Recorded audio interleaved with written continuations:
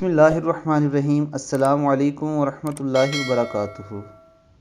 دوستو، ہم اکثر آپ کی خدمت میں صدقے کی اہمیت اور فضیلت کے متعلق مختلف احادیث اور قرآن مجید کی آیات لے کر آتے رہتے ہیں، اور اس کا مقصد صرف یہ ہوتا ہے کہ آپ لوگوں کو صدقے کی اہمیت بتائی جا سکے تاکہ آپ زیادہ سے زیادہ صدقہ کریں اور اللہ تعالیٰ آپ پر اپنا رحم و کرم نازل فرمائے۔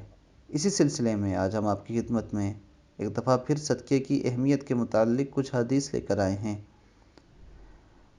نمبر 1، صدقہ گناہوں کا کفارہ ہے۔ ارشاد نبوی صلی اللہ علیہ وآلہ وسلم کے روزہ ڈھال ہے اور صدقہ گناہوں کو اس طرح ختم کر دیتا ہے جیسے پانی آگ کو بجھا دیتی ہے۔ محشر میں صدقہ سایہ ہے۔ ارشاد نبوی صلی اللہ علیہ وآلہ وسلم ہے کہ قیامت کے دن ہر مومن لوگوں کا فیصلہ ہونے تک اپنا صدقے کے سائے تلے ہوگا۔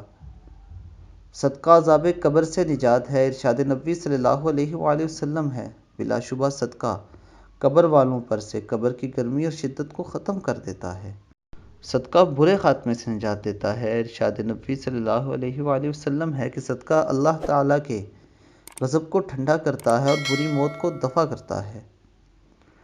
صدقہ کیا ہوا مال ہی باقی ہے۔ نبی کریم صلی اللہ علیہ وآلہ وسلم نے فرمایا، انسان کہتا ہے میرا مال میرا مال، حالانکہ اے انسان تیرا مال ایک تو وہ ہے جو تو نے کھا کر ختم کر دیا، یا دوسرا پہن کر بوسیدہ کر دیا، یا تیسرا صدقہ کر کے آخرت کے لیے آگے بھیج دیا۔